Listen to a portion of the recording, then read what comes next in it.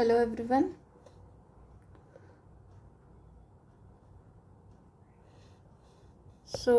आज का टॉपिक है हमारा पार्ट 2 को कंटिन्यू करेंगे। लास्ट वीडियो में हमने पार्ट 3 को किया था और पार्ट 2 का कुछ पोर्शन किया था। पार्ट 2 एग्जीक्यूशन के बारे में बात करता है। It starts from 36 to 74 it ends. ठीक है, इसको आज पढ़ेंगे हमने यहाँ तक पहले क्लास में कर लिया था। अब हम नेक्स्ट क्वेश्चन पे आते हैं। चलिए यहाँ से स्टार्ट करते हैं। इसका आंसर बताइए। प्रिसेप्ट्स कहाँ दिया गया है? तो प्रिसेप्ट्स हमको पता है डी में दिया गया। ठीक है, अभी प्रिसेप्ट्स होते क्या हैं? तो प्रिसेप्ट जो है एक तरह का एक रिटन कमांड है। रिटन कमांड है किसका? प्रिलिमिनरी रिटन कमांड है किसका? कोर्ट का, इशूड बाय द कोर्ट, ताकि जो हमारा जब तक हमारी एक प्रोसीडिंग चल रही है, जो जजमेंट डेटर है वो अपनी प्रॉपर्टी को सोल्ड मत कर दे। जजमेंट डेटर प्रॉपर्टी को सोल्ड मत कर दे। इसीलिए इसमें क्या करते हैं कि रिटर्न प्रिलिमिनरी कमांड होता है जिससे जजमेंट डेटर की प्रॉपर्टी टेम्पररी अटैच हो जाती है। Judgment debtor property temporarily attach हो जाती है, ताकि जब तक हमारा एग्जीक्यूशन प्रोसीडिंग चल रहा है तब तक जजमेंट डेटर अपने प्रॉपर्टी को डिस्पोज ऑफ कर ख़त्म ना कर दे। ठीक है, तो uh precepts in CPC is a preliminary written command. Preliminary written command है जो कि इशू किया जाता है by the court that possess a decree. ऐसे कोर्ट को इशू किया जाता है जो एक पजेस करता है एक decree that pass a decree to another competent court. एक कोर्ट एक डिक्री पास कर रहा है ताकि दूसरा कॉम्पिटेंट कोर्ट क्या कर सके, जो टेम्पररी अटैच करे जजमेंट को, जजमेंट डेटर की प्रॉपर्टी को। It directs the recipient court. एक कोर्ट दूसरे कोर्ट को रिटर्न कमांड इशू कर रहा है कि जो जजमेंट डेटर उसकी प्रॉपर्टी को सीज कर लिया जाए, मतलब अटैच कर दिया जाए, टेम्पररी वे में कर दिया जाए। और जो कोर्ट इसको रिसीव करता है वो टेम्पररी अटैच कर ले जजमेंट डेटर की प्रॉपर्टी को, और ताकि जजमेंट डेटर उसको सेल करके डिस्पोज ऑफ मत कर दे जब तक फॉर्मल डिक्री हमारी एग्जीक्यूट हो रही है। ठीक है, एक तरह का इंटरिम प्रोटेक्टिव मेजर्स है जब तक हमारी डिक्री होल्डर जब तक एग्जीक्यूशन प्रोसीडिंग को कंप्लीट कर ले। ठीक है, एक बार देखते हैं 46 में क्या दिया गया है।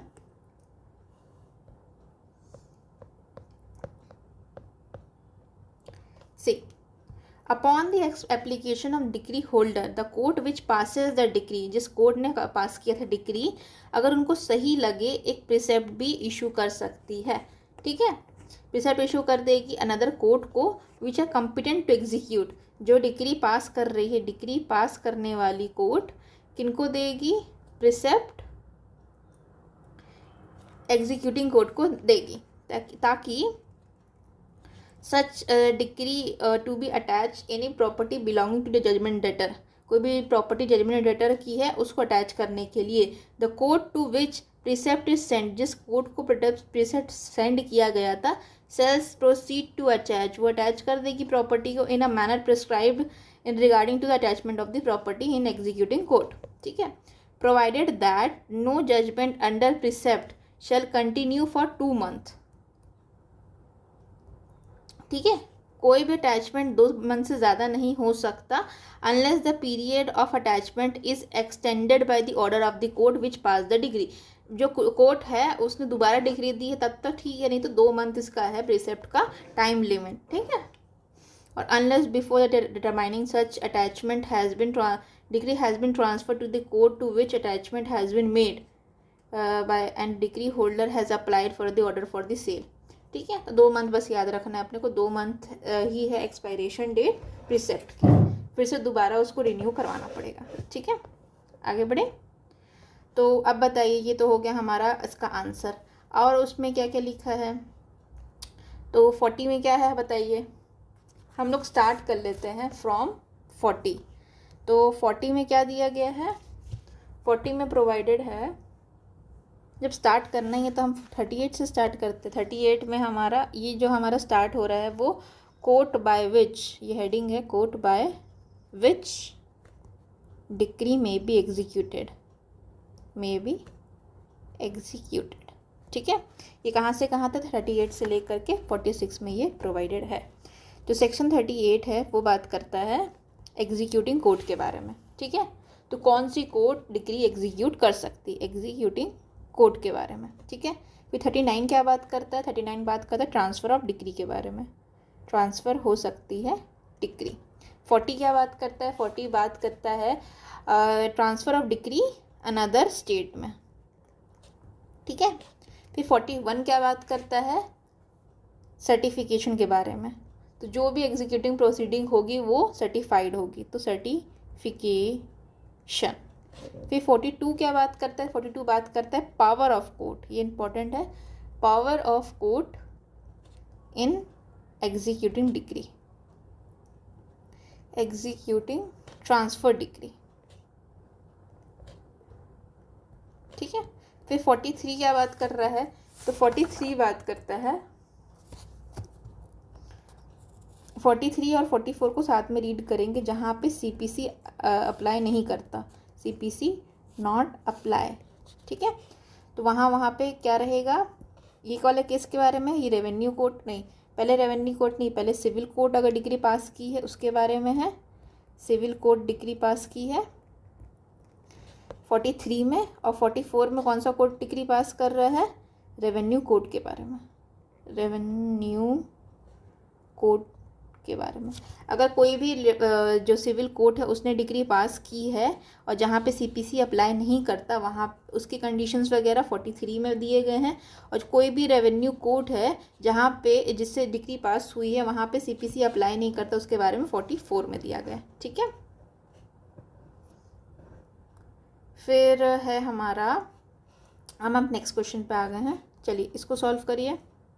ये हम लोग पूरा कंप्लीट ही कर लेते हैं, 46 तक चले जाते हैं। तो 44 की ए में रेसिप्रोकल प्रॉपर्टी के बारे में, रेसिप्रोकल टेरिटरी के बारे में है।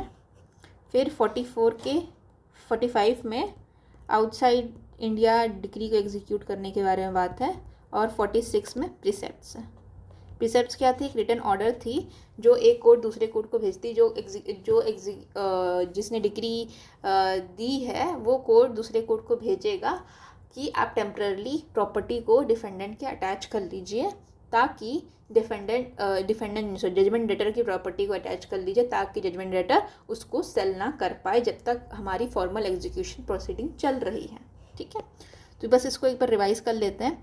तो अगर मैं बात करूंगी court by which decree may be executed, कौन सी कोर्ट डिक्री एग्जीक्यूट कर सकती है, इसके बारे में प्रोविजन कहाँ दिए थे, 38 से लेके 46 में दिया है। पहला एग्जीक्यूशन के बारे में बात करता है, ठीक है, एग्जीक्यूटिंग कोर्ट के बारे में बात करता है। फिर 39 बात करता है ट्रांसफर ऑफ डिक्री के बारे में, 40 बात कर रहा है अनदर कोर्ट में ट्रांसफर, 41 सर्टिफिकेशन के बारे में बात कर रहा है, 42 बात कर रहा है court power of court of executing, power of court in executing transfer degree, transfer degree जब हो रही है तो क्या पावर है कोर्ट के पास। फिर 43 सिविल कोर्ट के बारे में बात करता है जहाँ सीपीसी अप्लाई नहीं करता। 44 बात करता है रेवेन्यू कोर्ट के बारे में जहाँ सीपीसी अप्लाई नहीं करता। 44 एक इसके बारे में बात करता है रेसिप्रोकल टेरिटरी के बारे में बात करता है। 45 आउटसाइड इंडिया के बारे में बात करता है और 46 प्रिसेप्ट्स के बारे में बात करता है। ठीक है, आगे बढ़े।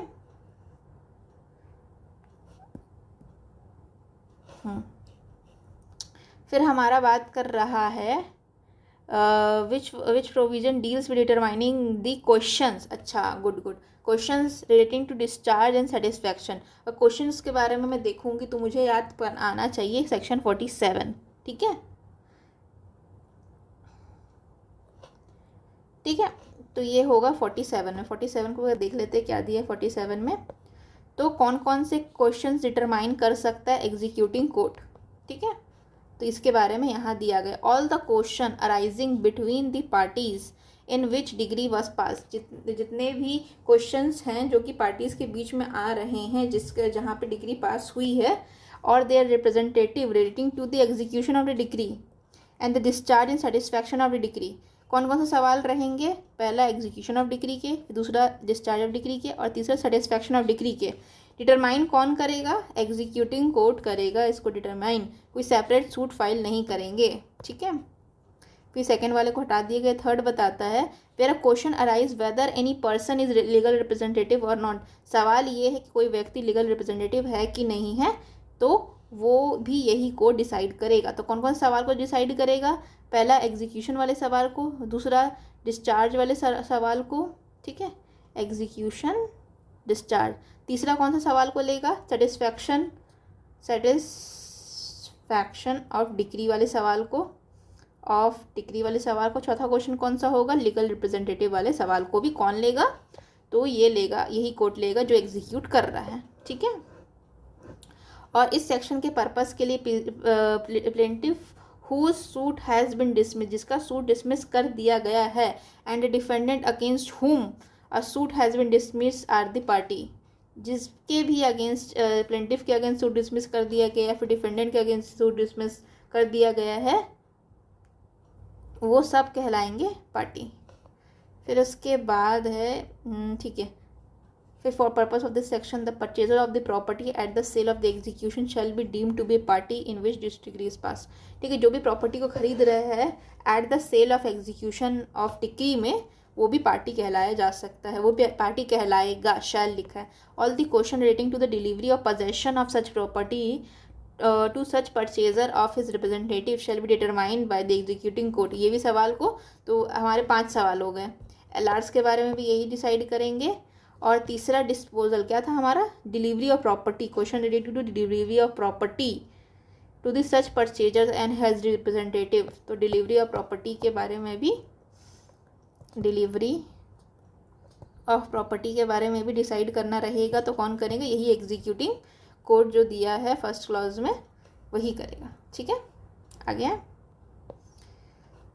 सो ये हो गया हमारा 47 कंप्लीट, ठीक है। अब बताइए 21 में क्या दिया गया है? 21 में दिया गया था ऑब्जेक्शन। किस चीज़ का ऑब्जेक्शन?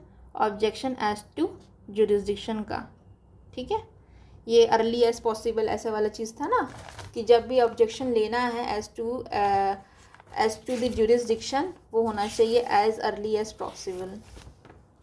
21, ठीक है। As early as possible in the court of first instance and there has been consequent failure of justice, ठीक है। ये हो गया हमारा 21। अब ये बताइए कि 46 और 48 में क्या दिया? 46 तो अपने को पता है, प्रीसेप्ट्स हमने अभी पढ़ा था। और 48 में क्या दिया गया है? तो 48 में दिया गया है अबाउट, अच्छा ये रिपील हो चुका है, राइट, ये तो रिपील हो गया। चलिए आइए 47 में कौन से questions do not relate to execution, discharge and satisfaction, ठीक है। तो कौन सा क्वेश्चन नहीं रिलेट करता है? तो ये वाले चीज़ में हमारा एग्जीक्यूशन, डिस्चार्ज और सेटिस्फैक्शन का जो क्वेश्चन है वो क्या रिलेट नहीं करता। क्या डिक्री एग्जीक्यूटेबल है? हाँ, ये तो है। फिर whether the decree is liable to be sold in execution of decree, तो प्रॉपर्टी लाइबल है कि नहीं? हाँ, ये भी सवाल डिसाइड कर सकते हैं। डिक्री फुली सेटिस्फाइड हुई है कि नहीं, ये डिसाइड कर सकते हैं। ये डिसाइड नहीं किया जा सकता है कि जो डिक्री है वो फ्रॉड है या कोलूसिव है, ये एग्जीक्यूटिंग कोर्ट इसको डिसाइड नहीं कर सकती। बाकी क्वेश्चंस अंडर सेक्शन 47 डिसाइड कर सकती है, ठीक है। नेक्स्ट क्वेश्चन में आइए। तो court can not order execution of decree as per section 51। तो 51 में क्या क्या चीज़ें कोर्ट नहीं कर सकती while executing of a decree? तो 51 को एक बार हम बेयर एक्ट से देख लेते हैं।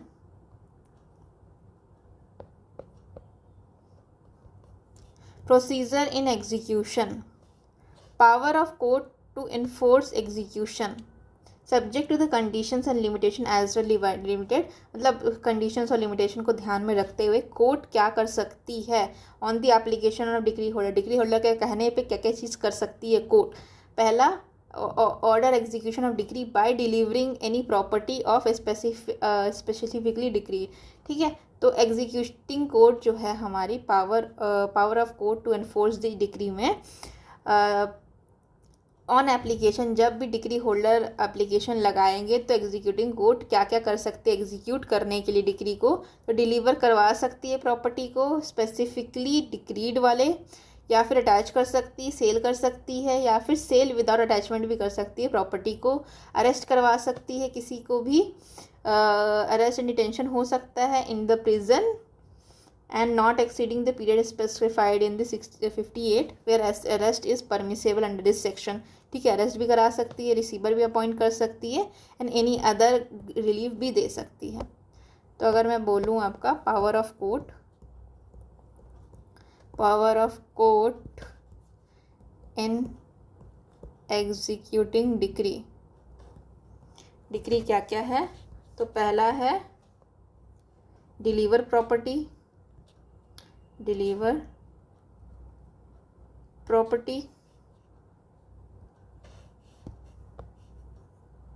फिर दूसरा है हमारा अटैच या सेल,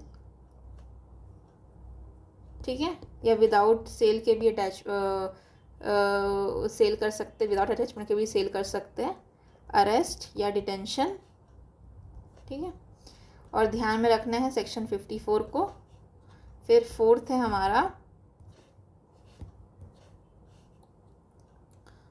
रिसीवर अपॉइंट कर सकते हैं। फिफ्थ है others, such other manner as the nature of the grief में रिक्वायर, ठीक है, कुछ और भी कर सकते हैं, ठीक है। तो क्या क्या पावर्स है, डिलीवर करना है प्रॉपर्टी को, अटैच या सेल कर सकते हैं, अरेस्ट डिटेंशन कर सकते हैं, लेकिन 58 को ध्यान में रखना है, और रिसीवर अपॉइंट कर सकते हैं, या कुछ और भी करा जा सकता है, ठीक है। अब आइए यहाँ पे सवाल पे, by attachment and sale of the property, ठीक है, ये किया जा सकता है। Court can not order execution as per section 51, तो किस किस केस में किया जा सकता है, तो अटैचमेंट या सेल से एग्जीक्यूट किया जा सकता है डिक्री को। फिर इसके बाद आगे आइए अपॉइंटमेंट कर सकते रिसीवर का, डिलीवरी करेंगे किसी भी प्रॉपर्टी का जो स्पेसिफिकली डिक्रीड है, ठीक है। क्या नहीं करेंगे, तो ये ऐसी बात नहीं की गई है, decree for restitution of the conjugal rights by sending the person husband और wife in the case to the civil prison, ऐसा कुछ हमने इसमें नहीं पढ़ा है, ठीक है। फिर ट्रांसफरी के बारे में कहाँ दिया गया है, तो दो सेक्शन हम लोग को साथ में पढ़ने हैं। कौन से, एक ट्रांसफरी कौन होता है और एक लीगल रिप्रेजेंटेटिव कौन होता है, दोनों अगल बगल है। पहले ट्रांसफरी आएगा 49 में, और 50 में हमारा आएगा लीगल रिप्रेजेंटेटिव। तो 49 में हमारा क्या है, ट्रांसफरी, ठीक है। और फिर ट्रांसफरी हो गया। 50 में हमारा लीगल रिप्रेजेंटेटिव है। 46 तो हमने पढ़ा, प्रिसेप्ट्स के बारे में है। और 43 क्या है बताइए, तो 43 बता रहा है where CPC does not apply, CPC apply नहीं करता। और डिक्री कहाँ से आया है, डिक्री फ्रॉम सिविल कोर्ट। और उसके बाद वाला सेक्शन जो है 44, वो साथ में हम पढ़ेंगे। रेवेन्यू कोर्ट ने जब डिसीजन दिया है, रेवेन्यू कोर्ट ने, और वहाँ पे सीपीसी नॉट अप्लाई सीपीसी, ये है कंडीशन, ठीक है। फिर आगे आइए 51 के बारे में बताइए, कौन सा एग्जीक्यूटिंग ऑर्डर नहीं है, तो by delivering any property specifically decreed, yes ये है। फिर बाय अटैचमेंट सेल, यस हमने पढ़ा, और अपॉइंटमेंट ऑफ द रिसीवर पढ़ा। और क्या क्या पढ़ा था हमने इसमें, प्रॉपर्टी को डिलीवर करना एक, डिलीवरी एक पढ़ा। फिर दूसरा क्या पढ़ा हमने, अटैचमेंट पढ़ा, ठीक है, अटैचमेंट पढ़ लिया। फिर तीसरा में अरेस्ट डिटेंशन पढ़ा था। फिर चौथा में अपॉइंटमेंट और रिसीवर पढ़ा था, और अदर्स भी पढ़ा था लास्ट में, any manner which is suitable वाला, other manner as the nature of the relief grant any require, ठीक है, ये हमने पढ़ा था। तो क्या नहीं पढ़ा था, तो ये नहीं पढ़ा है, अंडर दिस सी नहीं पढ़ा है, ठीक है। फिर एग्जैक्ट सेम क्वेश्चन है ये।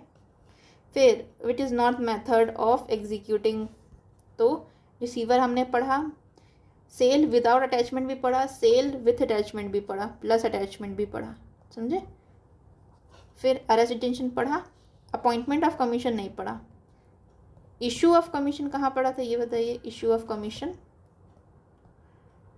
ये कहाँ पढ़ा है, तो we have learned about it. Section number 74 75 बताइए। तो 75 एक पूरा चैप्टर है ये। कौन सा वाला? Incidental proceeding part 3। कहाँ से कहाँ तक? 75 से लेकर 78 तक। ठीक है, आगे चलिए। फिर इसके बाद आता है हमारा arrest. Arrest of person in execution of decree कब किया जा सकता है, ये कहाँ दिया है? तो 51 में कंडीशंस अपने को दिए थे। अच्छा, अरेस्ट के अलग से प्रोविज़न है 55 में। अरेस्ट वाला प्रोविज़न मैंने नहीं पढ़ा है अभी, तो अरेस्ट वाला 2 प्रोविज़न हम लोग पढ़ेंगे। अरेस्ट और डिटेंशन वाली चीज़ है ना, यहाँ दी हुई है अरेस्ट और डिटेंशन। ठीक है, इसके बारे में कहाँ दिया गया है? सेक्शन 55 से मैं चालू करूँगी। सेक्शन 55, 56, 57, 58 कहाँ से कहाँ तक है? 55 से लेकर के 59 तक दिया गया है। ठीक है, 55 क्या बात करता है? अरेस्ट एंड डिटेंशन के बारे में बात करता है। 56 नो अरेस्ट ऑफ वुमेन, अगर मनी डिक्री के बारे में बात हो। फिर इसके बाद है सबसिस्टेंस अलाउंस के बारे में 57 में दिया है। फिर 58 में क्या दिया है? तो डिटेंशन एंड रिलीज़ के बारे में दिया है। डिटेंशन रिलीज़ के बारे में दिया है। और 59 में क्या दिया गया है? Release on the ground of illness, on ground of illness. ठीक है, तो अगर मैं आपसे बोलूँ अरेस्ट डिटेंशन के बारे में कहाँ दिया है, तो 55 में दिया है। फिर नो अरेस्ट ऑफ वुमेन के बारे में 56 में दिया है। सबसिस्टेंस अलाउंस के बारे में 57 में दिया है। 58 में डिटैचमेंट एंड रिलीज़ के बारे में दिया है। 59 में release on the grounds of illness के बारे में दिया है। ठीक है, तो बताइए ये हो गया हमारा। तो हमारा आंसर क्या होगा? अरेस्ट ऑफ द पर्सन के बारे में कहाँ दिया है? तो ये दिया है 55 में। 56 में क्या दिया गया है? वुमेन के बारे में। No women arrested, no arrest women का होगा, ये दिया हुआ है। फिर हमने 53 या 54 क्या पढ़ा था?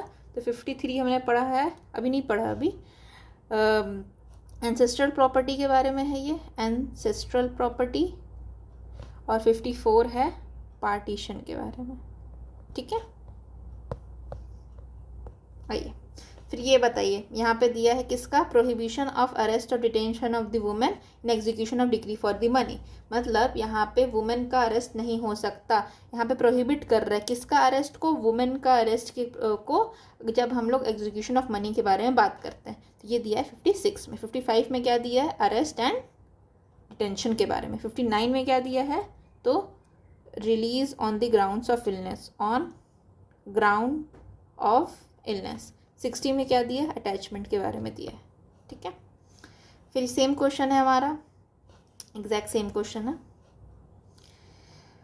फिर है हमारा CPC deals with which legal representative, enforcement of decree against legal representative.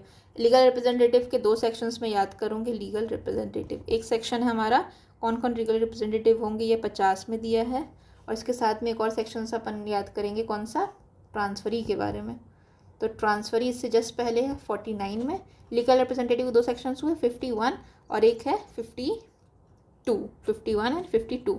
51 बात करता है एलआर्स के बारे में और 52 बात करता है अगेंस्ट एनफोर्समेंट और decree against enforce decree against LR के बारे में बात करता है। ठीक है, आगे बढ़े। तो ये हो गया, तो हमारा 50, 51, 52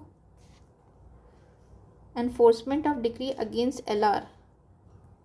तो राइट आंसर यहाँ दिया ही नहीं है, एक और ऑप्शन होना चाहिए था 52। 50 में क्या दिया गया? हाँ, यही ट्रैप था, यही हनी ट्रैप है। देखो एलआर देखूंगी, मेरे दिमाग में क्लिक करेगा, हाँ एलआर के बारे में 50 में पढ़ती, यहाँ लगा के आ जाऊँगी, ये राइट आंसर होगा। तो ऐसे करके ट्रैप बिछाया जाता है एग्जामिनर के द्वारा, तो इससे अपने को बहुत तेज़ी से बचना है। तो 50 में एलआर के बारे में दिया है, येस। 51 में क्या दिया है? तो 51 में enforcement of decree enforcement of नहीं, एनफोर्स एग्जीक्यूशन, अगर मैं पूरा लाइन बताना चाहूँ तो power of court to enforce execution. इसमें हमने कंडीशन पढ़ा था क्या क्या कर सकता है कोर्ट, बताइए, इसको बताइए, अब रिवाइज हो जाएगा फटाफट। तो यहाँ पे 51 में क्या कर सकता है कोर्ट। तो उससे पहला हमने पढ़ा था डिलीवरी कर सकता है प्रॉपर्टी का, डिलीवरी प्रॉपर्टी। सेकंड क्या कर सकता है, सेकंड कर सकता है अटैचमेंट एंड सेल, या अटैचमेंट सेल विदाउट अटैचमेंट। फिर इसके बाद नेक्स्ट है, और क्या है अपना, थर्ड अपना है अरेस्ट डिटेंशन, ठीक है, और यहाँ पे 58 को ध्यान में रखते हुए करना है। फिर फोर्थ में क्या है, रिसीवर अपॉइंट करना है, ठीक है। और 55 में क्या दिया गया, तो 55 में दिया गया अरेस्ट एंड डिटेंशन के बारे में, अरेस्ट डिटेंशन। 56 में वुमेन के बारे में दिया गया था, है ना।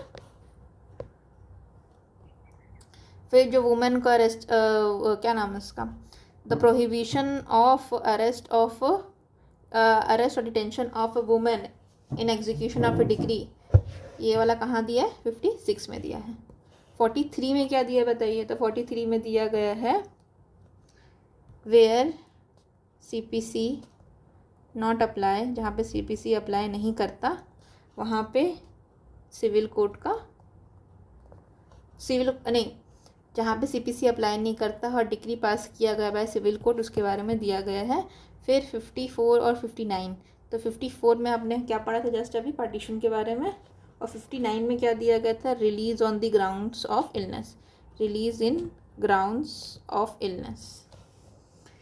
By whom degree can be executed, degree execute कौन कर सकता है, तो इसका आंसर ये होगा जो डिग्री पास करता है या फिर जो डिग्री जिसको ट्रांसफ़र की गई वो करा जाएगा, ठीक है, इसका आंसर सी होगा। फिर where decree is of partition की डिग्री है, ठीक है, by an undivided estate assessed to the payment of revenue, तो पार्टीशन इस्टेब्लिश कौन करेगा। अब यहाँ पे बताइए, यहाँ पे उसके बारे में, पार्टीशन के बारे में हो रहा है कि अनडिवाइडेड स्टेट का पार्टीशन करना है और payment of revenue to the government करना है इस प्रॉपर्टी का for the state of partition, तो कौन करेगा इसको, तो इसको हम देखते हैं बेयर एक्ट पे ये प्रोविज़न कहाँ दिया गया है, अंडर सेक्शन 54, ठीक है। तो 54 को ओपन करके देखते हैं, तो 54 में क्या दिया हुआ है, यस आ गया, partition and separation of share where degree is of partition, जब डिग्री पार्टीशन की होगी अनडिवाइडेड स्टेट की assess to the payment of the revenue to the government, ठीक है, यहाँ पे गवर्नमेंट को रेवेन्यू देना है। प्रॉपर्टी कौन सी है, पार्टीशन वाली है जो कि अनडिवाइडेड स्टेट की है, और पेमेंट करना रेवेन्यू टू द गवर्नमेंट या फिर separate position of the shares है, ठीक है। तो यहाँ पे कौन करेगा ये इंपॉर्टेंट है, ये कलेक्टर करेगा या फिर कोई भी gazetted subordinate to the collector deputed by him, ठीक है, in accordings with the law for the time being in force relating to the partition और the separation of the position of the share, ठीक है, तो ये collector करेगा, ठीक है। तो यहाँ पे आंसर होगा कलेक्टर करेगा, और एनी गेजेटेड सबऑर्डिनेट, कौन से, subordinate appointed by him, appointed by collector, ठीक है। फिर इसके बाद ठीक है, bye issue of commission comprising of advocate general वाली बात थी, तो ये कहाँ था, इशू ऑफ कमीशन हमने कहाँ पढ़ा था, तो इसको हमने पढ़ा था 75 में, है ना, 75 में इशू ऑफ कमीशन पढ़ा था, उसमें जो, ठीक है, 75 में इशू ऑफ कमीशन है। एडवोकेट जनरल वाला दूसरा कॉन्सेप्ट था, वो अब याद नहीं आ रहा मुझे, ठीक है, कोई नहीं। अगर आपको याद आ रहा है कि एडवोकेट जनरल वाला कौन सा कॉन्सेप्ट था, एडवोकेट जनरल या तो फिर अदर पर्सन, 2 और मोर पर्सन था, 2 मोर पर्सन वाली चीज़ कहाँ दी गई है बताइएगा, कमेंट करिएगा इसमें, ठीक है। ये आई गेस हमारा पार्ट 4 या 5 में से समथिंग में कहीं था, ये देखूँगी तो याद आ जाएगा, फिलहाल बुक्स नहीं ओपन कर रही हूँ, ठीक है। आगे बढ़ते हैं,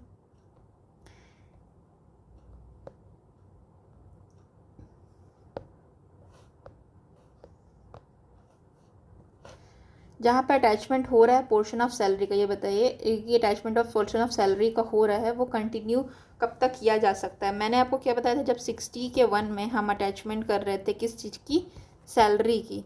तो सैलरी के बारे में बताया था मैंने कि क्या क्या चीज़ अटैच नहीं कर सकते, can not be attached, can not be attached. तो क्या क्या नहीं कर सकते, फर्स्ट ₹1000 पहले 1000 रुपये, ठीक है, प्लस 2/3 ऑफ रिमेनिंग सैलरी, बची हुई सैलरी, रिमेनिंग सैलरी को अटैच नहीं कर सकते, ठीक है। और ये चीज़ कितने टाइम तक चल सकती है, 24 मंथ तक चल सकती है। ये मैंने आपको उसी टाइम बताया था जब मैंने कल इसको पढ़ाया था, इसके बारे में मैंने कल ही बताया था। तो इसका आंसर होगा सी, ठीक है। चलिए एक सेंटेंस बताइए कौन सा करेक्ट है, ठीक है। ये किससे रिलेटेड सेंटेंस है, मेरे हिसाब से सेक्शन 56 रिलेटेड है, ठीक है। तो यहाँ पे क्या बात करता है, तो at women can be arrested for executing decree, no arrest तो नहीं हो सकता। A women can be arrested and released on bail on the execution of decree of money, तो नहीं हो सकता, ठीक है। A women can not be arrested for the executing decree of money, yes. Last वाला money degree can not be executed, ऐसा नहीं है, एग्जीक्यूट किया जा सकता है। सेक्शन 66 के according execution against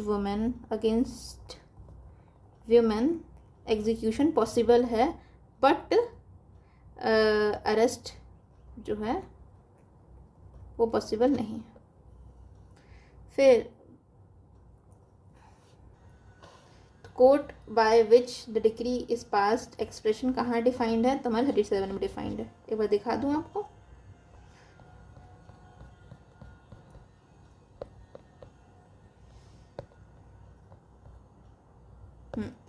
definition of the court by which decree is passed, ठीक है।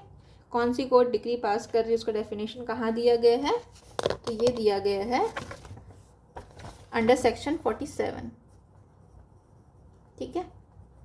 इसको रीड करते हैं। तो इसके अंदर का तो अभी तक सवाल आया नहीं है, तो अंदर का नहीं पढ़ते। और क्या क्या दिया गया है, तो 2 का 2, 2 का 3 एंड 38 हमने क्या पढ़ा था, 38 हमने पढ़ा था एग्जीक्यूटिंग कोर्ट के बारे में, power of executing court.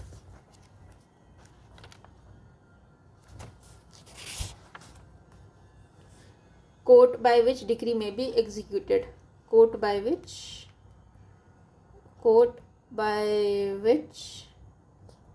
Decree may be executed. 2 court रहेगा, पहला जिसने पास किया और दूसरा जिसको एग्जीक्यूट करने के लिए भेजा गया, 2 कोर्ट एग्जीक्यूटिंग कोर्ट कहलाती है। अब बताइए 2 का 2 और 2 का 3 में क्या दिया गया है, तो 2 के 2 में डिफाइंड है हमारा डिक्री, ठीक है, और 2 के 3 में क्या डिफाइंड है, तो डिक्री होल्डर है ना।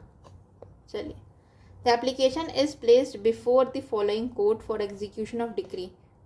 तो एग्जीक्यूशन ऑफ डिक्री कहाँ कहाँ हो सकता है एप्लीकेशन, तो हमेशा एप्लीकेशन कहाँ देंगे हम, तो ये देंगे before the court which pass the decree, ठीक है, before the court which pass the decree. ये दिया कहाँ पे है,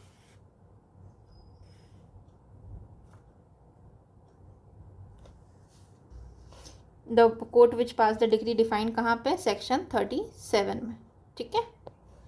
आ गया है, the application for the execution of degree may be transfer from one court to another, ठीक है, ट्रांसफ़र किया जा सकता है, कब किया जाएगा,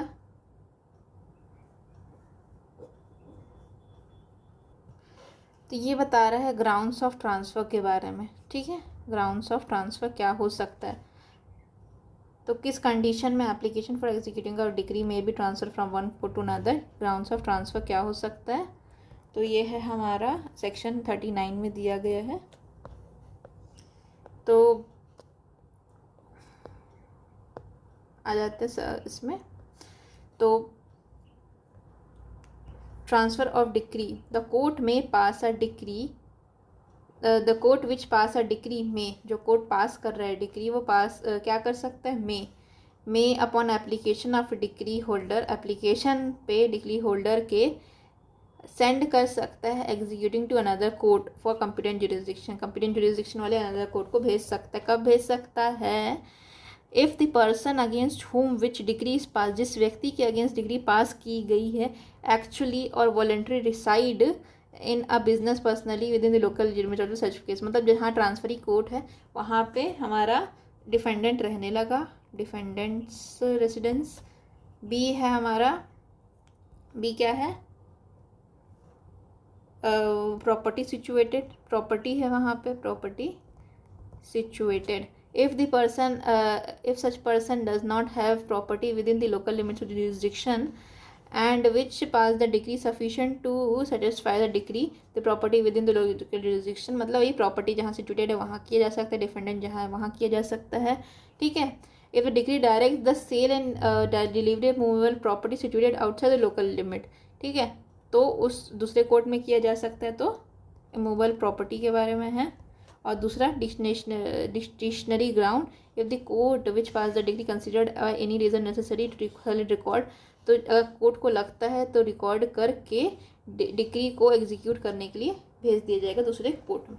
तो यहाँ पे करेक्ट आंसर होगा हमारा बी। इफ डिफेंडेंट लिव और do business in the jurisdiction of the court where the application of execution have transfer, transferee court की तरफ डिफेंडेंट चला जाता है तो वहाँ पे क्या किया जा सकता है? एप्लीकेशन फाइल किया जा सकता है execution of decree to transfer to another court.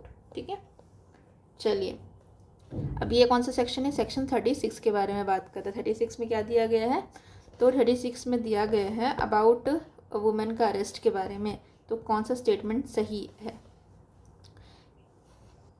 तो इसका आंसर क्या होगा? ए, यस, वुमेन जो है, ये जनरल रूल है कि वुमेन को arrest can not be arrested और detained in civil prison in execution of the money decree, ये किया जा सकता है।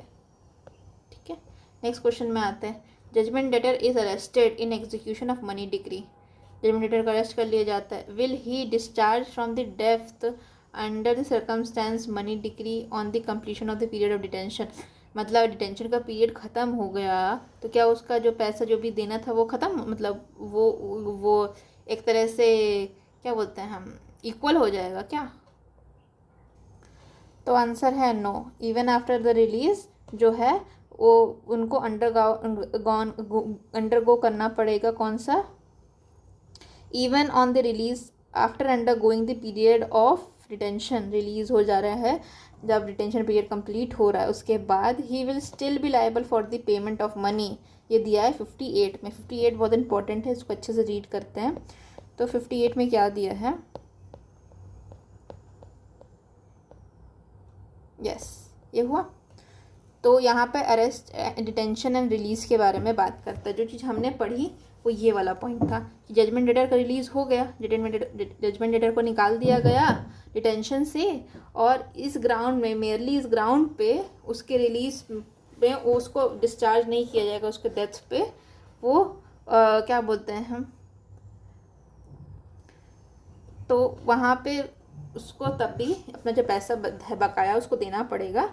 But he shall not be liable for rearrest under a decree in the execution of which he was detained in the civil prison. उसके फिर री arrest वैसे नहीं किया जाएगा बट पैसा तो देने पड़ेंगे उसको। ठीक है, अब ये बताते हैं कि पीरियड ऑफ डिटेंशन क्या हो सकता है। Every person detained in civil prison in the execution of decree detain होगा कितना?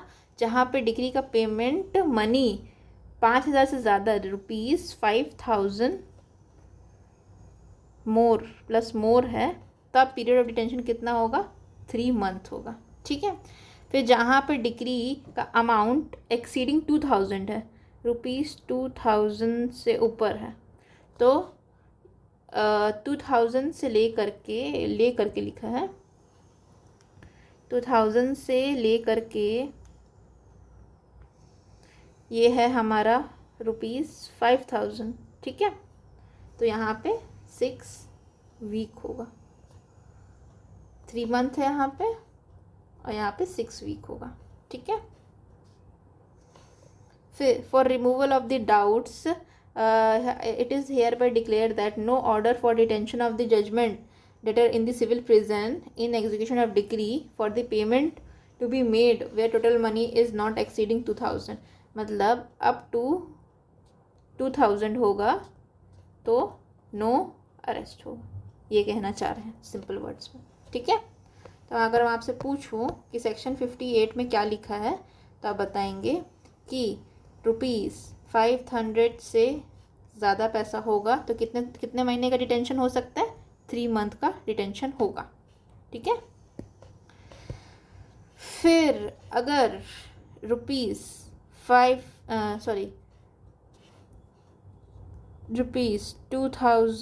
से 5000 है तो कितना डिटेंशन होगा, 6 वीक का होगा। ठीक है, फिर अगर अप टू 2000 है, 2000 तक है, तब क्या होगा, नो अरेस्ट होगा। ठीक है, ये आप बिल्कुल याद रखेंगे।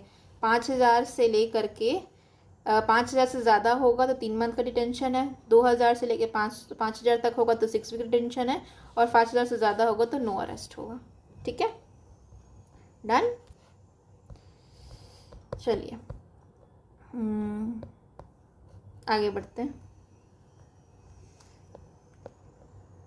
नेक्स्ट सवाल पे आइए। डिक्री एग्जीक्यूट कौन करेंगे, तो जो कोर्ट जिसको पास किया गया वही डिक्री एग्जीक्यूट करेंगे। ठीक है, application for the execution of decree is to be made, application लगाया जा रहा है डिक्री को तो कौन करेगा, तो जिस कोर्ट ने पास किया वही करेगा। ठीक है,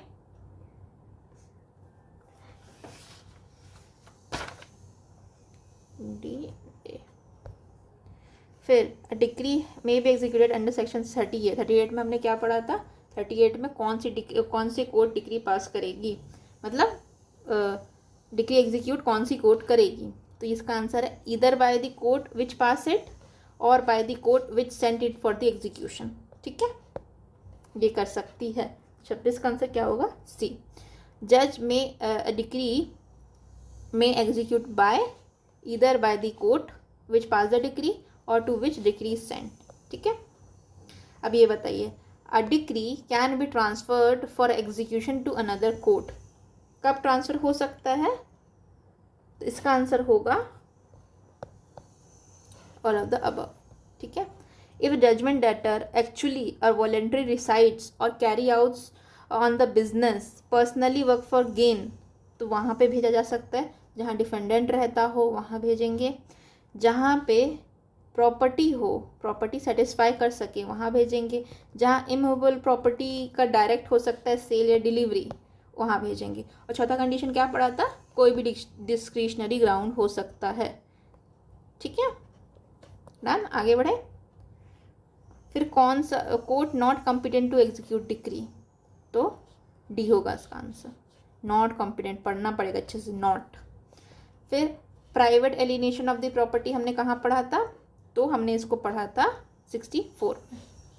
ये हमारा अटैचमेंट वाला प्रोविज़न था, अटैचमेंट वाला 60 से स्टार्ट हो रहा था, 64 में ख़त्म हो रहा था। 60 में क्या दिया गया था, कौन सी प्रॉपर्टी को अटैच किया जाएगा, 61 में क्या दिया गया था बताइए, 61 में दिया गया था एग्रीकल्चर प्रोड्यूस के बारे में दिया गया था, इसको एग्जाम्प्ट करते हैं। 62 में क्या दिया गया था, ड्वेलिंग हाउस के बारे में दिया गया था। 63 में बात करता है सेवरल कोर्ट के पास जुरिसडिक्शन है, और 64 बात करता है 63 हो गया कौन सा, सेवरल कोर्ट वाला, और 64 क्या बात करता है, तो ये बात करता है प्राइवेट एलिनेशन के बारे में, प्राइवेट एलिनेशन के बारे में। ठीक है, अब बताइए 34, 44, 54 क्या है, 34 में क्या है बताइए, तो 34 में है हमारा इंटरेस्ट प्रोवाइडेड है। 44 में क्या प्रोवाइडेड है, तो 44 में अभी हमने पढ़ा था कि रेवेन्यू कोर्ट के बारे में, रेवेन्यू कोर्ट जब डिक्री पास करती है, revenue court pass the decree where CPC not apply, जहाँ सीपीसी अप्लाई नहीं करता। फिर आगे आते हैं 54 में क्या पढ़ा हमने, पार्टीशन के बारे में। ठीक है, an executing court can go behind the decree, can not go behind the decree, it depends on the discretion. क्या होगा इसका आंसर, तो इसका आंसर होगा एग्जीक्यूटिंग कोर्ट डिक्री के पीछे नहीं जा सकती। ठीक है, फिर इसके बाद कौन सी डिक्री एग्जीक्यूट करेंगे, तो इसका आंसर होगा हमारा D, court which pass the decree, और जिसको भेजा गया है। ठीक है, during the proceeding of the execution if the question arises, किसके बारे में, किसके बारे में अराइज होता है? एनी पर्सन इज और नॉट अ रिप्रेजेंटेटिव, माने सवाल हमारा कौन सा है? रिप्रेजेंटेशन का सवाल है। उसको कौन डिसाइड करेगा? रिप्रेजेंटेशन का सवाल। और एक और सवाल कौन सा सवाल था बता देती हूँ आपको। पहले ये सब दिया किस में है? तो 47 में हमने पढ़ा सवालों के बारे में। तो कौन सा सवाल पूछा जा सकता है एग्जीक्यूटिंग कोर्ट से? तो कौन सा सवाल पूछा जा सकता है? तो पहला है हमारा, पहले से शुरू करती हूँ। पहला एग्जीक्यूशन के बारे में, डिस्चार्ज, तीसरा सेटिस्फैक्शन ऑफ डिक्री, इसके बारे में सवाल पूछा जा सकता है। फिर उसके बाद चौथा है हमारा लीगल रिप्रेजेंटेटिव के बारे में पूछा जा सकता है। पांचवा और क्या दिया गया था? तो डिलीवरी ऑफ पोजेशन के बारे में भी सवाल पूछा जा सकता है, डिलीवरी ऑफ पोजेशन। ठीक है, तो यहाँ पे अगर हमसे सवाल पूछेगा कि लीगल रिप्रेजेंटेटिव है कि नहीं, उसका सवाल कौन डिटरमाइन करेगा? तो एग्जीक्यूटिंग कोर्ट डिटरमाइन करेगी। ठीक है, डन। फिर आगे बढ़ते हैं। The court which passes the decree may transfer it from another, जिस कोर्ट ने डिग्री पास किया है वो दूसरे को भेज सकता है। कब भेज सकता है?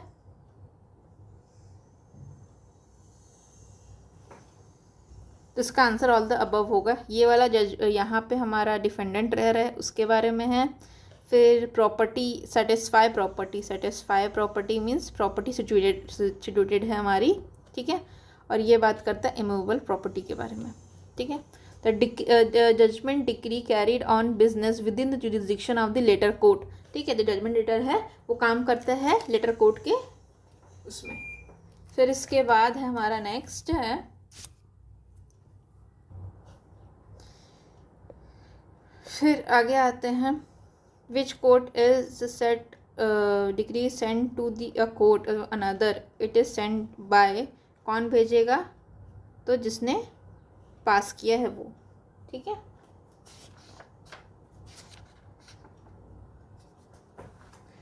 फिर आगे बढ़ते हैं। 47 में decide who amongst the following person can be said to be party. तो पार्टी किसको बनाया जा सकता है सेक्शन 47 में? तो इसका आंसर होगा डी, 1, 3 एंड 4, 1, 3 एंड 4। ठीक है, rival degree holder, garnishee and surety. अगर सवाल हमारा एग्जीक्यूटिंग प्रोसीडिंग के टाइम पे लाइबिलिटी क्या होगी हमारे लीगल रिप्रेजेंटेटिव की? डिसीज जजमेंट डेटर का, कोई जजमेंट डेटर है जो कि डेथ कर जाता है तो उसका जो लीगल रिप्रेजेंटेटिव की क्या लाइबिलिटी बनेगी? ठीक है, नो लाइबिलिटी एट ऑल, नहीं। फिर absolute liability coincidentive with the no matter how much his property receive, no, it is liable only to the extend of the property receive by him from the deceased person. जितनी property उसकी मिली है उतनी ही liability उसकी बनेगी। फिर execution proceeding के टाइम पे if the question arises whether any person legal representative और नॉट, इसको कौन डिसाइड करेगा? तो ये एग्जीक्यूटिंग कोर्ट डिसाइड करेगा। ठीक है, फिर where the judgment debtor die before the decree has been fully satisfied, decree जब फुल्ली सेटिस्फाई नहीं हो रहा, जजमेंट डेटर चला जाता है तो क्या होगा उसके कंडीशन में? तो यहाँ पे अगर जजमेंट डेटर मर जाता है before decree has fully satisfied, decree satisfy करने से पहले मर जाता है तो क्या होगा? The same can not be executed, ऐसा नहीं हो सकता। फिर same can be executed against any one, एक के ऊपर, टू द एंटायरिटी एक लीगल रिप्रेजेंटेटिव को पकड़ेंगे और उसी को ही बोलेंगे कि एग्जीक्यूट करवाओ, तो ऐसा पॉसिबल नहीं है। तो सी होगा answer, same can be executed against all representative, सारे लोग मिल करके इस चीज़ को एग्जीक्यूट करेंगे जब अगर जजमेंट डेटर की डेथ हो जाती है और डिग्री फुल्ली सेटिस्फाई नहीं होती है तो यहाँ पे पार्टीशन में पढ़ूंगी तो पार्टीशन के लिए मुझे कौन सा सेक्शन याद आना चाहिए? 54 है आंसर की 44 है आंसर? बताइए, 54 है आंसर। ठीक है, of the undivided estate to the payment of the revenue to the government and the partition of the money to the government, ये सब अगर होगा तो कौन करेगा? तो अगर मैं पार्टीशन देखूंगी और यहाँ पे रेवेन्यू टू द गवर्नमेंट देखूंगी तो मेरे दिमाग में आना चाहिए कलेक्टर या कोई भी gazetted officer appointed by him. ठीक है, आगे बढ़े। फिर कौन से केस में no arrest of the women के बारे में बताया गया है इन द सिविल प्रिजन? ये कहाँ दिया गया? 56 में दिया गया है। तो ये कहाँ दिया गया? Payment of the money dispute, money के बारे में अरेस्ट नहीं हो सकता वुमेन का। ठीक है, 56 में क्या प्रोवाइडेड है? तो स्पेसिफिकली प्रोवाइड करता है arrest and detention of the women के बारे में। ठीक है, तो जैसे प्रोहिबिट अरेस्ट और द वुमेन, तो वुमेन कौन सी होगी, तो अ वुमेन होगी, यहाँ पे ना सिक पर्सन है ना मेजर है, वुमेन होगी, ठीक है। Decree for the payment of the money passed against the women can not be executed. जो भी डिक्री वुमेन पास कर रही है, जो भी डिक्री अगर पास हो रही है अगेंस्ट अ वुमेन, उसको एग्जीक्यूट नहीं किया जा सकता है। कैसे एग्जीक्यूट नहीं किया सकता है, उसका अरेस्ट डिटेंशन करके एग्जीक्यूट नहीं किया जा सकता है, ठीक है। 58 में बताइए क्या दिया है, तो 58 में प्रोवाइडेड है डिटेंशन शैल बी रिलीज। अच्छा, अ पर्सन जो भी डिटेन्ड है उसको रिलीज करना पड़ेगा from the detention on the amount mention in the warrant in his detention being unpaid to. तो ये हम लोग 58 को पढ़ लेते हैं एक बार। तो 58 में ऐसा क्या लिखा है कि अगर उसने पैसे दे दिए तो उसको रिलीज कर दिया जाएगा, ऐसा कुछ लिखा है क्या?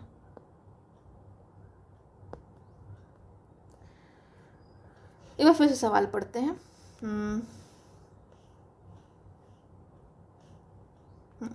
58 में दिया गया है, a person detained shall be release by the detention on the amount mention in the warrant of his detention is paid. अगर पेमेंट कर दिया पैसों का तो उसका रिलीज हो जाएगा। तो कहाँ पेमेंट करेगा वो, तो officer in charge of the civil prison में पेमेंट करेगा। लेकिन ये तो मैंने सीपीसी में नहीं पढ़ा है ऐसा कुछ प्रोविज़न। देखते हैं, शायद हो सकता है नेक्स्ट वाले में हो, रिलीज ऑन द ग्राउंड्स।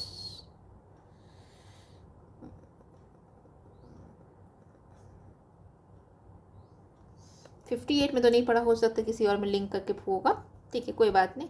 तो हम याद कर लेते हैं इस चीज़ को कि the officer in charge of the civil prison release कर सकता है किसी भी व्यक्ति को अगर उसका अरेस्ट हो रहा है 58 में और उसने जो भी अमाउंट मेंशन है वारंट में उसको पे कर दिया है, ठीक है। फिर द कोर्ट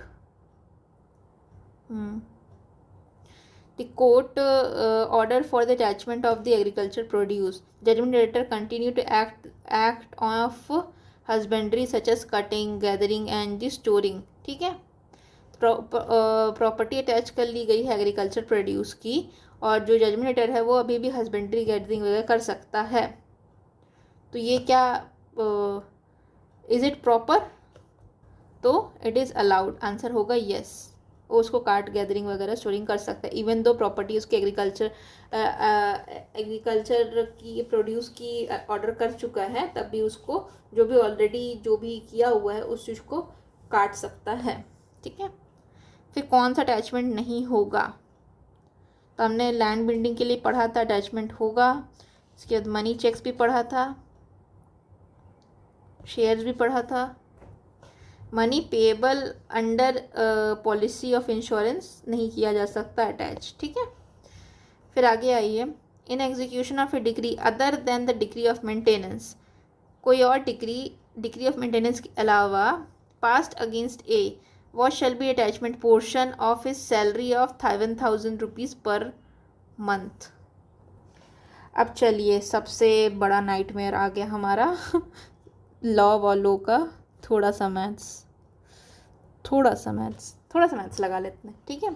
अब यहाँ पे पूछ रहा है कि कोई ऐसी डिग्री है जो कि मेंटेनेंस डिग्री के अलावा है, ठीक है, जो कि पास किया गया है अगेंस्ट ए। तो यहाँ पे कितना पोर्शन अटैच किया जाएगा अगर सैलरी 7,000 रुपये है तो हमने क्या पढ़ा था, हमने पढ़ा था सेक्शन 60 के 1 के ए में क्या पढ़ा था हमने कि जो उसकी प्रॉपर्टी 1 के ए नहीं 1 में खाली बस 1 नहीं सॉरी आई में दिया गया था कि जो भी व्यक्ति है उसकी प्रॉपर्टी का ₹1000 फर्स्ट 1000 अटैच नहीं होगा, ठीक है। फिर उसके बाद उसका 2/3 अटैच नहीं होगा, ठीक है। तो अगर 7,000 रुपीज़ है उसका पास तो फर्स्ट थर्ड को पहले हम निकालेंगे, तो ये निकालने के बाद -1000 कर देंगे तो ये बचेगा 6,000, ठीक है। अब 2/3 अटैच नहीं हो सकता, नॉट अलाउड, तो क्या हो सकता है, 1/3 अटैच हो सकता है, यस हो सकता है। तो अगर 6,000 का 1/3 निकालेंगे तो आंसर क्या होगा 2,000, तो ये 2,000 को अटैच किया जा सकता है, ठीक है। डन हो गया।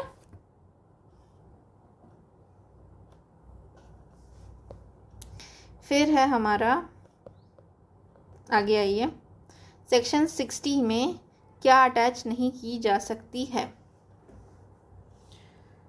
तो नेगोशिएबल इंस्ट्रूमेंट किया जा सकता है, बिल्डिंग किया जा सकता है, गवर्नमेंट सिक्योरिटी किया जा सकता है। मेरे हिसाब से ये जो है पर्सनल सर्विसेज वाली राइट्स को नहीं किया जा सकता, ठीक है। फिर execution of the degree other than the degree of maintenance, तो salary cannot extend to attachment of, तो उससे ज़्यादा नहीं हो सकता। तो 1/3 1000 तो है एंड 2/3 है, तो उसकी सैलरी कितना अटैच नहीं कर सकते, 1000 तो नहीं कर सकते और 2/3 ऑफ द रिमाइंडर नहीं कर सकते। तो इसका आंसर होगा डी। आगे बढ़े। फिर हमारा क्वेश्चन कहता है कि विच one of the property can not be attach in execution of the degree, degree का एग्जीक्यूट करने के लिए क्या अटैच नहीं कर सकते। तो हमको पता है कि हमने क्या पढ़ा था 60 के 1 के डी में क्या पढ़ा था, बुक्स ऑफ अकाउंट के बारे में पढ़ा था। तो इसका आंसर होगा ए। फिर CPC में which one of the following is liable for the attachment and the sale of execution of a degree, तो इसका किया जा सकता है बैंक ऑफ अकाउंट हमने पढ़ा, नहीं करेंगे, किसी भी आर्टिस्ट के यूज़ नहीं करेंगे, एप्रल्स नहीं करेंगे, 20 का आंसर होगा 251 का 451 का बी, ठीक है। फिर एग्जीक्यूशन ऑफ डिग्री हो रही है, ठीक है, मेंटेनेंस वाले केस में सैलरी कितना अटैच नहीं किया जा सकता है, कैन बी अटैच। अच्छा, कैन बी अटैच बोले तो कैन नॉट पहले अपने को पता है, कैन नॉट बी अटैच्ड, कितना अटैच नहीं किया जा सकता है, तो 1/3 अटैच नहीं किया जा सकता है। तो अटैच कितना किया जा सकता है, तो आंसर होगा हमारा सी, 2/3 अटैच किया जा सकता है। Which one of the following property is liable for the attachment of sale and execution of degree, ठीक है। तो कौन सी प्रॉपर्टी अटैचमेंट और सेल ऑफ डिग्री के लिए हो सकती है, तो आंसर है उसका, तो कौन सी अटैच की जा सकती, तो पहले कौन सी नहीं की जा सकती, फ्यूचर मेंटेनेंस नहीं की जा सकती, फिर हमारा बैंक ऑफ अकाउंट नहीं किया जा सकता, 2 के 1 60 के 2 के 1 के डी में दिया गया था, फिर rights of the personal service भी नहीं की जा सकती, प्रॉमिसिंग नोट्स को किया जा सकता है, बैंक अकाउंट, चेक अकाउंट यहाँ पे पढ़ा था ना, बैंक अकाउंट नहीं, bank of accounts, book of account नहीं, बैंक नोट, चेक, लैंड, ये सब किया जा सकता है, प्रॉमिसरी नोट्स किए जा सकते हैं, ठीक है। फिर a degree for execution can not be send to, कहाँ भेजा नहीं जा सकता, degree of execution can not be send to, तो ये फॉरेन कोर्ट में नहीं भेजा जा सकता, ठीक है।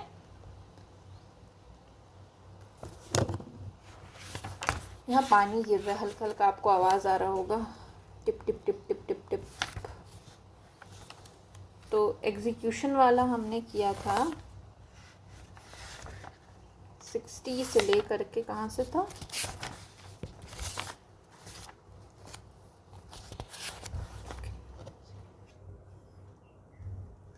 चलिए नेक्स्ट सवाल पे आते हैं। कौन सी चीज़ों का कैन नॉट अटैच, क्या क्या अटैच की जा सकती है, अपने को पता है कि नोट्स किए जा सकते हैं, हंडी मीन्स एक तरह का प्रॉमिसरी नोट ही है, और हाउस एंड बिल्डिंग किया जा सकता है, इसके बारे में मेरे को पता नहीं, तो यही आंसर होगा।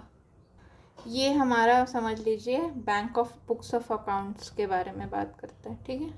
अगर आप गूगल करेंगे तो देखा जाएगा कि उस साल हिमाचल प्रदेश जुडिशियल सर्विसेज का एग्ज़ाम हुआ था, तो हिमाचल प्रदेश का एग्ज़ाम है, तो उसमें गलती से टाइपो मिस्टेक है, ये बुक्स ऑफ अकाउंट कहना चाहते थे, ठीक है। फिर books of accounts are liable to be attach and sale, not liable, yes, तो बुक्स ऑफ अकाउंट को लाइबल नहीं है, 56 का आंसर होगा बी। फिर remedy against an ex parte degree क्या हो सकती है, अगर एक्स पार्टी डिग्री किसी के अगेंस्ट आ गई है तो वो क्या क्या कर सकते हैं, तो अपील में जा सकते हैं, रिव्यू में जा सकते हैं, और सेटिसाइड करने के लिए एप्लीकेशन लगा सकते हैं, तो आंसर होगा हमारा डी। अपील कौन से चैप्टर में दिया है एंड रिव्यू कौन से चैप्टर में दिया है, तो अपील चैप्टर है हमारा चैप्टर 7 में दिया गया है अपील के बारे में, चैप्टर नहीं,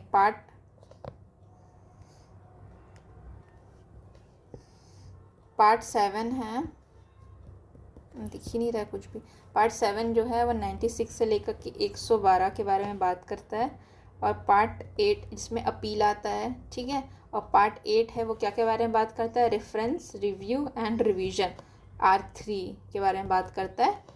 एकदम आँख में चुभ रहा है ना रंग, थोड़ा डार्क करता है, नहीं चुभेगा। फिर R3 दिया है, और ये कहाँ से कहाँ तक है, तो ये 113 से ले करके, ज़्यादा सेक्शंस नहीं है इसमें,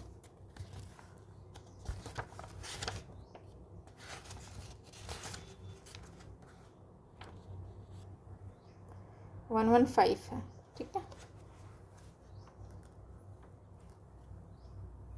113, 114, 115, ठीक है। आगे बढ़े।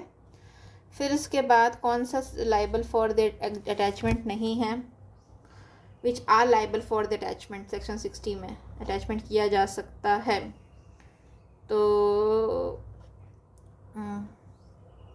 इसका किया जा सकता है, bank notes, cheques and bill of exchange किया जा सकता है। कुकिंग वेसल वगैरह, वेडिंग वगैरह नहीं किया जा सकता है। बुक ऑफ अकाउंट नहीं किया जा सकता। स्टाइपेंड से ग्रेचुइटी नहीं की जा सकती, ये किया जा सकता है।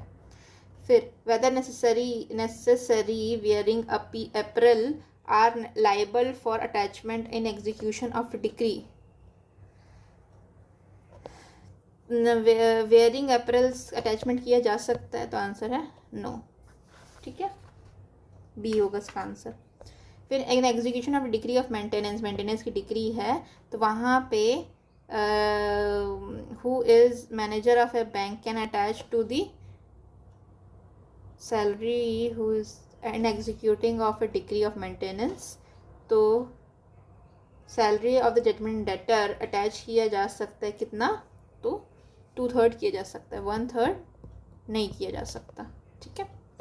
फिर आगे आते judgment debtor are liable for the attachment, किस चीज़ के अटैचमेंट के लाइबल होंगे, तो पर्सनल ऑर्नामेंट्स, रिलीजियस नहीं, आर्टिशन का टूल नहीं, बुक्स अकाउंट नहीं, शेयर्स को अटैच किया जा सकता है। 61 का आंसर होगा D, shares of the corporation and the government security. फिर उसके बाद in execution of the degree of maintenance कितना सैलरी अटैच किया जा सकता है मेंटेनेंस में, 2/3, 1/3 नहीं किया जा सकता। फिर which of the following property is not liable for the attachment to be sold on degree, तो किस में क्या किया जा सकता है, नॉट लाइबल, तो नॉट लाइबल में इलेक्ट्रिसिटी के बारे में तो नहीं पता, मनी के बारे में मुझे पता है अटैच किया जा सकता है, हंडी के अटैच किया जा सकता है। इलेक्ट्रिसिटी तो असेंशियल्स में आते हैं, तो उसको तो नहीं करना चाहिए, तो 63 का आंसर क्या होगा, सी, इलेक्ट्रिसिटी एसेंशियल्स में आते हैं, इसलिए उसको अटैच नहीं किया जा सकता। फिर उसके बाद प्रॉपर्टी कैन बी अटैच, कौन सी प्रॉपर्टी अटैच की जा सकती है, तो मनी वाली की जा सकती है, ग्रेचुइटी नहीं की जा सकती है, और बैंक्स ऑफ अकाउंट नहीं की जा सकती। नेक्स्ट क्वेश्चन में आते हैं। फिर how much of the salary of the person can be attached for the execution of the maintenance, तो मेंटेनेंस में अपने को पता है कि 2/3 ऑफ द सैलरी, अगर देखिए अच्छे से पढ़ना है सवाल को, how much of the salary of a person can be attach in execution of decree for maintenance, maintenance के केस में 2/3 किया जा सकता है, और 1/3 एंड 2/3 ऑफ द रिमेनिंग वाला कौन सा है, वो सैलरी के केस में बोल रहा है। ये दिया गया है 60 के आई में, और ये दिया है 60 के आई के ए में, ठीक है। फिर which of the following kinds of property is not liable for the attachment and the sale in the execution of degree, कौन सी प्रॉपर्टी को अटैचमेंट नहीं किया जा सकता है, तो मनी किया जा सकता है, शेयर्स किया जा सकता है, लैंड किया जा सकता है, पर्सनल जो ऑर्नामेंट्स है उसको नहीं किया जा सकता है, ठीक है। तो private annihilation of the property after attachment of the same, ये मैंने कहाँ पढ़ा है, तो ये 64 में पढ़ा है, ठीक है। तो ये तो वॉइड होता है, लेकिन वॉइड क्या होता है, तो वॉइड एब इनिशियो होता है कि void as against all the claim enforced, all the claim enforce under attachment, तो इसका आंसर होगा 67 का आंसर क्या होगा, डी होगा। वॉइड होगा अगेंस्ट ऑल द क्लेम जो कि इन्फोर्स किया जा रहा है अटैचमेंट में। फिर प्राइवेट एनिलेशन जो होता है आफ्टर अटैचमेंट, वो वॉइड होता है, सेक्शन कौन सा, 64, ठीक है, डन। आगे बढ़े।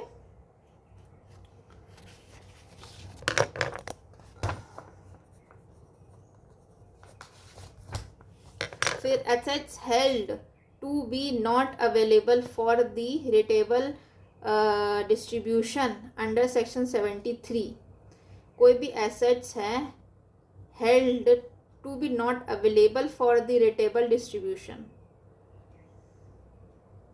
73 में। नेक्स्ट क्वेश्चन है, all the question arising between the parties to the suit and their representative to the execution of the decree and discharge के बारे में कौन डिसाइड करेगा? तो सेपरेट सूट तो बिल्कुल नहीं ला सकते, कोर्ट ऑफ एग्जीक्यूटिंग, जो कि एग्जीक्यूटिंग कोर्ट है वो डिसाइड कर सकता है, ठीक है। फिर arrest and detention of the person of the civil imprisonment in execution of a decree, arrest और डिटेंशन हो रहा है किसी व्यक्ति का जो कि इम्प्रिजनमेंट हो रहा है in execution of a decree के बारे में, ठीक है। Absolve him from the liability, नहीं, does not absolve him from the liability but person can not be rearrested, ये सही हो सकता है। Does not absolve him can be rearrested, तो 471 का आंसर होगा बी, ये अरेस्ट नहीं किया जा सकता। और ये जो हम लोग पढ़ रहे हैं वो कहाँ दिया गया है? तो ये दिया गया है 58 में, 58। और सवाल हमने जो था डिस्चार्ज ऑफ द क्वेश्चन ये दिया गया था 47 में, सवालों के बारे में। फिर 58 में क्या दिया गया? No detention of civil imprisonment can be order if decree कितना हो। तो हमने क्या पढ़ा था कि नो अरेस्ट के बारे में ना, नो डिटेंशन के बारे में। तो हमने कहाँ से कहाँ तक पढ़ा था? अगर ₹5000 से ज़्यादा है तो अरेस्ट कितना होगा? 3 मंथ के लिए। फिर अगर 5000 से लेकर के 5000 था, सॉरी 2000 है ना, up to 2000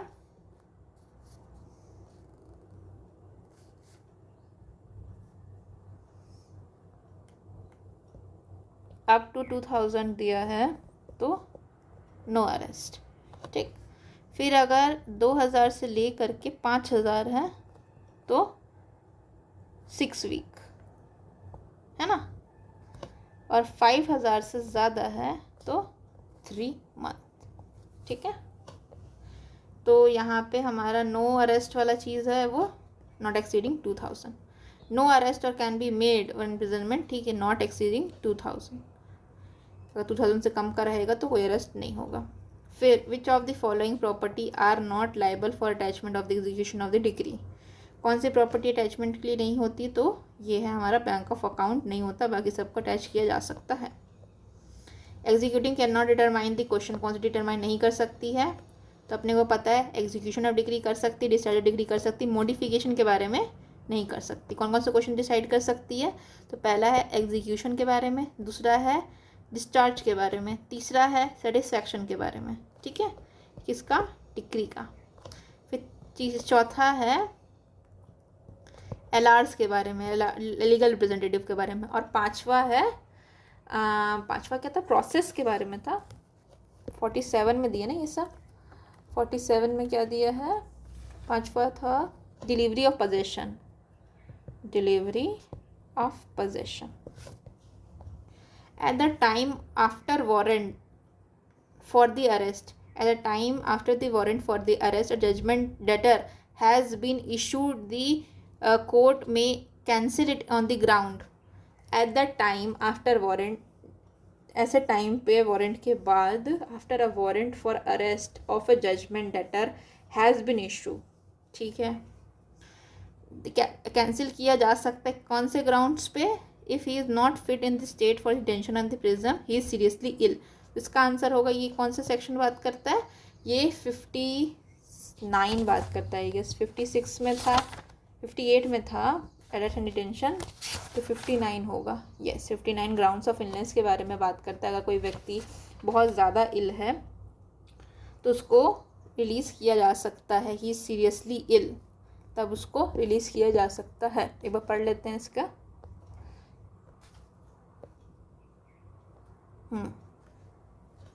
At any time after the warrant of arrest of the judgment debtor has been issued, ठीक है, तो कोर्ट उसको कैंसिल कर सकती है grounds of he is seriously ill, ठीक है। Where judgment debtor has been arrested, अच्छा वारंट निकल चुका है अरेस्ट का तो उसको कैंसिल कर सकती है on the grounds of illness, ठीक है। लेकिन अगर व्यक्ति अरेस्ट हो चुका है तो उसको रिलीज़ कर सकती है in its opinion he is not fit for the civil prison, तो ये कर सकती है, ठीक है। फिर where a determinator has been committed in a civil prison, he may be released from by the state government on the grounds of the infectious and contagious disease and by a committing court or a court by which is subordinate on the grounds of the suffering, ठीक है। फिर the determinator release हो रहा है इस section में, वो may be री arrested but his detention can not be extended by the prescription 48, ठीक है। तो यहाँ पे देखिए दो ग्राउंड्स हमने पढ़ा। ग्राउंड्स ऑफ अरेस्ट, अगर eight the time of after the warrant के बाद में अरेस्ट हो रहा है कोई, मतलब वारंट के टाइम पे अरेस्ट ऑफ द जजमेंटेटर के, तो उसको रिलीज़ कर सकते हैं on the grounds of serious illness. अगर उसको अरेस्ट कर लिया गया है तो उसको रिलीज़ कर सकते हैं कि वो अनफिट है, ठीक है। तो इसका आंसर इसलिए होगा बी। फिर है नेक्स्ट है A court to which decree has been issued transferred for execution, एक कोर्ट के पास आया है डिक्री क्या बोलते हैं एग्जीक्यूट करने का, तो ये जो कोर्ट है वो क्या नहीं कर सकती, ऑर्डर कर सकती है अटैचमेंट के लिए, हाँ ठीक है। डिक्री पास कर सकती है against the legal representative, yes. फिर दूसरे कोर्ट को भेज सकती, यस। ये नहीं कर सकती order execution at the instance of transferee of the case, नहीं कर सकती, ठीक। अटैचमेंट पोर्शन मैक्सिमम जो है हमारा सैलरी वाला वो कितना है 24 मंथ, हमने पढ़ा था 60 में। फिर नेक्स्ट है विच of the following person file application for execution, कौन एप्लीकेशन लगाता है, तो कौन नहीं लगा सकता, may not file application under execution, तो जजमेंटेटर नहीं फाइल कर सकता है ना। कौन कौन कर सकते हैं मतलब, तो कौन कर सकते हैं, डिग्री होल्डर कर सकता है, लीगल रिप्रेजेंटेटिव कर सकता है, अगर डिग्री होल्डर डेड हो गया है तो कोई भी पर्सन जो कि क्लेम कर रहा है अंडर डिग्री होल्डर वो कर सकते हैं, जजमेंटेटर नहीं कर सकता, ठीक है। आगे आइए, फिर हमारा मरीन decree can may be executed by, तो मनी डिग्री कौन एग्जीक्यूट कर सकता है, attachment in the sale of the property of the judgment debtor, हाँ। Arrest and detention of the person in the judgment debtor infinite period, तो इसका आंसर होगा ए, ठीक है। अटैचमेंट किया जा सकता है प्रॉपर्टी जजमेंटेटर को, बट डिटेंशन जो है इन्फिनाइट पीरियड के लिए नहीं हो सकता। फिर in execution of a decree other than a decree for maintenance, ठीक है, मेंटेनेंस के अलावा अगेंस्ट ए किया जा रहा है, डिक्री ऐसा है जिसका मेंटेनेंस वाला डिक्री नहीं है, अदर देन दैट है। फिर what is the attachable portion if is salary 10,000, ठीक है, तो उसको बताते हैं 10,000 अगर सैलरी है तो हमने क्या पढ़ा था, पहले ₹1,000 को हटाएंगे, प्लस क्या क्या माइनस करेंगे इसमें से, 2/3 ऑफ द रिमाइंडर को हटाएंगे। इतना अमाउंट को हम अटैच नहीं कर सकते, है ना। तो इसमें से माइनस करेंगे हम, 1,000 रुपीज़ माइनस कर दिए, 9,000 हमारे हाथ में आ गया। अब ये 2/3 को नहीं किया जा सकता है अटैच, लेकिन 1/3 को तो किया जा सकता है, तो इसमें से 1/3 निकाल देंगे। इतना प्रॉपर्टी तो हम अटैच कर सकते हैं 1/3, तो इसको अगर काटेंगे इसका आंसर होगा 3,000, है ना। इसका आंसर होगा सी। प्रीसेप्ट्स क्या होते हैं, तो प्रीसेप्ट्स आर, ये मिटा हुआ है, कुछ हुआ है गलती बुक की प्रिंटिंग में, तो ठीक है वो ऑर्डर्स होते हैं, इसका आंसर बी दिया हुआ है बट यहाँ पे मिटा हुआ है, यहाँ पे कुछ तो था। फिर इसके बाद आते हैं ऑर्डर और डिक्री, हाँ ये देखिए शायद प्रिसेप्ट्स के बारे में लिखा है, एन ऑर्डर और direction given by the court which pass the decree, एक ऑर्डर और डायरेक्शन दिया जा रहा है by the court which pass the decree would be competent to execute the decree attach the property belonging to the judgment debtor. ये क्या है, तो ये है हमारा, ये प्रिसेप्ट्स है। यहाँ पे क्या हो रहा है, एक ऑर्डर डायरेक्शन है, ठीक है, क्या चीज़ का ऑर्डर डायरेक्शन है, ऑर्डर डायरेक्शन है कोर्ट का जो पास किया है डिक्री जिसने पास किया है, वो कोर्ट दूसरे कोर्ट को जो कॉम्पिटेंट है एग्जीक्यूट करने के लिए डिक्री को, उसको बोल रहे हैं, क्या बोल रहे हैं कि जो जजमेंटेटर की प्रॉपर्टी है उसको अटैच कर लिया जाए। और पर्पस क्या होता है इसका, पर्पस ताकि जो जजमेंटेटर है वो प्रॉपर्टी को डिस्पोज ऑफ करके ख़त्म ना कर दे, डिस्पोज ऑफ मत कर दे बिफोर एग्जीक्यूटिंग डिक्री, है ना। तो ये आंसर है प्रिसेप्ट्स। आगे बढ़े। Private transfer and delivery of property attach under section 64 का 2 शैल नॉट बी वॉइड, वॉइड नहीं होगा। कब नहीं होगा? तो इसका आंसर होगा 85 का A. If it is made in the pursuance of any contract for transfer delivery entered before attachment, attachment से पहले। यहाँ पे क्या है, जो सेक्शन हमारा 64 है ना, 64 क्या बात करता है? प्राइवेट एलिनेशन के बारे में बात करता है। Private alienation of property, alienation of property when after, नहीं आफ्टर अटैचमेंट, आफ्टर अटैचमेंट, है ना। तो इसके बारे में बात करता है। तो after attachment private annihilation allowed नहीं होता है, और अगर होगा तो वो क्या होगा? वॉइड होगा, है ना। ये बात करता है। लेकिन 64 का 2 क्या बात कर रहा है? इसका एक्सेप्शन बता रहा है कब वॉइड नहीं होगा, नॉट वॉइड। अगर कोई भी ऐसा कॉन्ट्रैक्ट में वो एंटर किया है, डिलीवरी गया पर जब अटैचमेंट हुआ उससे पहले, अटैचमेंट से पहले कोई भी डिलीवरी ट्रांसफ़र का बात अगर हुआ है तो वो ये वॉइडनेस में फॉल नहीं करेगा, नॉट वॉइड वाले में चीज़ में फॉल नहीं करेगा, ठीक है। फिर प्रिसेप्ट्स क्या होते हैं? तो यहाँ पे एक तरह से ऑर्डर रहता है attaching the property of judgment debtor, ये दिया गया है 46 में, ठीक है। फिर certified copy of decree for superior court of any reciprocal territory has been filed in the district court. The decree may be executed in India as if it was passed by the decree. District court, ये क्या है? तो ये होगा हमारा correct, correct है, yes it is true. फिर हो नेक्स्ट है हमारा where judgment debtor has committed to civil prison, prison में भेज दिए, ही मे बी रिलीज्ड, अच्छा, by central state government on the grounds of the existence of infectious disease, हाँ किया जा सकता है। फिर इन्फेक्शियस डिजीज़ ये हम लोगों ने पढ़ा था, चलो इसको पढ़ लेते हैं, मुझे लगा ये इंपॉर्टेंट नहीं होगा, ठीक है। अगर जजमेंट डेटर है, यहाँ पे देखिए जजमेंट डेटर है, सबसे पहले स्टार्टिंग से स्टार्ट करते हैं ना। तो यहाँ पे स्टार्टिंग में क्या दिया गया है कि एक at the time of the warrant, warrant के टाइम पे after the arrest of the judgment, arrest of the judgment debtor, उसको कैंसिल किया जा सकता है। वारंट के टाइम पे जजमेंट डेटर को कि अरेस्ट को कैंसिल किया जा सकता है अगर सीरियस इलनेस हो तो। फिर अरेस्ट होने के बाद किसके फिटनेस ऑफ द हेल्थ के ग्राउंड पे किया जा सकता है, उसको ख़त्म, ठीक है, रिलीज़ किया जा सकता है व्यक्ति को। जजमेंट डेटर को कमिट कर दिया गया सिविल प्रिजन में, तो उसको रिलीज़ कौन करेगा? स्टेट गवर्नमेंट कर सकती है, अगर ग्राउंड कैसा हो हमारा इन्फेक्शियस या कंटेजियस डिजीज़ का। और कमिटिंग कोर्ट या एनी कोर्ट कर सकती है जब to which that court is subordinate on the grounds that he is suffering from any illness, serious illness से सफ़र कर रहा होगा तो। और यहाँ पे जो अरेस्ट हो रहा है वो व्यक्ति रीअरेस्ट हो सकता है, बट जो कंडीशन 58 की है वो फुलफिल होनी चाहिए, है ना। तो यहाँ पे स्टेट गवर्नमेंट कर सकती है on the ground of infectious disease, yes. फिर स्टेट गवर्नमेंट कर सकती है कंटेजियस डिजीज़, यस। फिर कौन सी कोर्ट कर सकती है? कमिटिंग कोर्ट और any court which is subordinate is subordinate और the grounds of the serious illness, answer होगा डी। और ये कहाँ दिया गया है? तो ये दिया गया है सेक्शन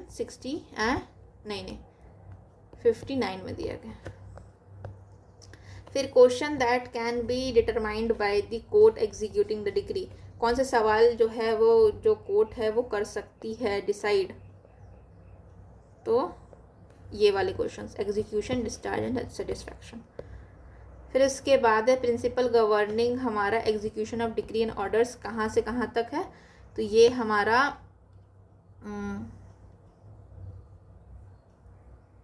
इसका आंसर होगा हमारा ए, 39 से लेके 74 में दिया हुआ है। पार्ट कौन सा है? पार्ट 2 है, पार्ट 2 है कि पार्ट 3 है? पार्ट 2 होना चाहिए, यस पार्ट 2 है एग्जीक्यूशन वाला। 36 से लेके 74 ये सब्सटैंटिव पार्ट है, और 21 जो है एग्जीक्यूशन के बारे में वो है प्रोसीजरल पार्ट, ठीक है।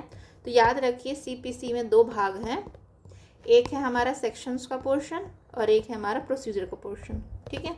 सेक्शन के पोर्शन है वो सब्सटैंटिव पार्ट है, और प्रोसीजर का प्रोसीजर नहीं, ऑर्डर्स वाला जो पोर्शन है वो है हमारा प्रोसीजरल पार्ट, है ना। आगे बढ़े। फिर whether the court executing the decree has jurisdiction to determine the all the questions और रिलेटेड टू ये, तो यस होगा इसका आंसर। बस अब हो गए, वही क्वेश्चंस रिपीट हो रहे हैं। एक लास्ट क्वेश्चन देख लीजिए, in which of the following case the supreme court upheld the validity of section 51, जो कि किसके बारे में बात करता है, सेक्शन 51 बात करता है enforcement power of court to enforce execution, power of court to enforce execution के बारे में बात करता है। तो ये अपहेल्ड किया गया था कौन से केस में, George Varghese versus bank of Cochin, ठीक है। इस केस में इस चीज़ को अपहेल्ड किया गया था, ठीक है। Thank you so much, see you in the next one.